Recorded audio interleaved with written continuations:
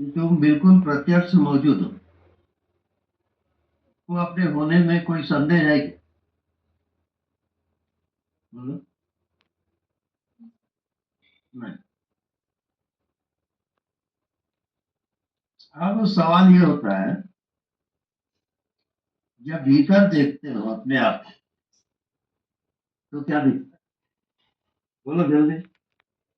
भीतर देखते हो अपने अंदर तो क्या दिखता है? कुछ नहीं दिखता। अब जो कुछ नहीं दिखता, वो सीमित है या असीम है? कुछ नहीं दिखता, उसका कोई बॉडी है क्या? नहीं। तो इसका मतलब क्या हुआ कि वो सब जगह है।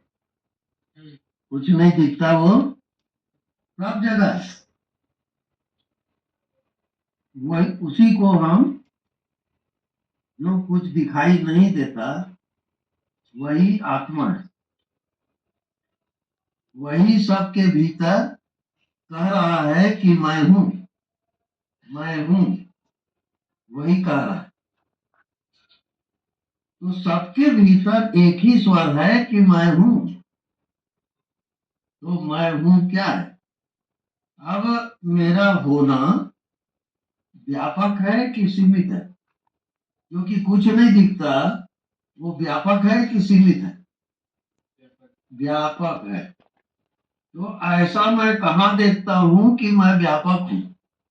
क्योंकि दिखता है मेरे को शरीर, दृश्य, संसार। मैं व्यापक हूं वहां नजर करने से। मैं चेतन हूं कि जड़ हूं? चेतन। तो चेतन व्यापक होता है कि सीमित होता है? व्यापक। तो जो मैं हूं कह रहा है, अनुभूति हो रही है, वो सभी कह रहे हैं कि मैं हूं। किसी को इसमें संदेह है क्या? नहीं। लेकिन वो मैं हूं को बॉडी कहता है, और मैं हूं दिखता नहीं है, तो बॉडी कैसे होगा? अब जो दिखता नहीं है वो अनंत है, उसकी कोई सीमा नहीं है। अब मैं हूं जो कह रहा है, वो तो बॉडी नहीं है। क्योंकि बॉडी आपको दिख रहा है, मैं हूं नहीं दिख रहा है। क्यों नहीं दिख रहा है? क्योंकि वो अनंत है।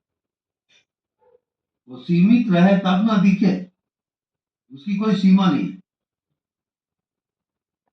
अब कुछ नहीं दिखता, वहां से हटो ना। और आप जीवित हो और कुछ नहीं दिखता, उसके साथ तालमेल करो, एकाकार। अब आपको अपना होना कैसा लगता? क्या उसकी कोई सीमा है? क्या वो कोई बॉडी है? नहीं। तो कैसा लग रहा है वो? जो सबके शरीर में रह करके मैं हूं कर, तो कौन कहेगा ऐसा कि मैं हूं? क्या बॉडी कहेगा कि मन बुद्धि कहेगा? अब मैं हूं कैसा लग रहा है? वो बॉडी तो है नहीं। अब कुछ दिखता भी नहीं, क्योंकि व्यापक है वो। अच्छा, दूसरा पॉइंट।